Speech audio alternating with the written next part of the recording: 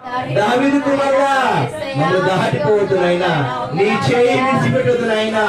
అయ్యా నీవు లేక, నీ కృప లేకపోతే బ్రతకలేను తండ్రి, నీ కృప లేకపోతే బ్రతకలేను తండ్రి. అయ్యా నీకు వందనాలు నాయనా.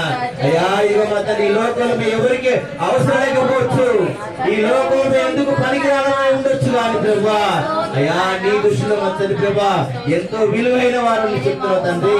యేసయ్యా నీకు వందనాలైనా. అయ్యా మా తండ్రి సన్నిధిలో మా తండ్రి ఒక చిన్న మందగా చేరి ప్రభా, అయ్యా నేను ఆరాధించడానికి ఇచ్చిన అవకాశం పొందాలైనా.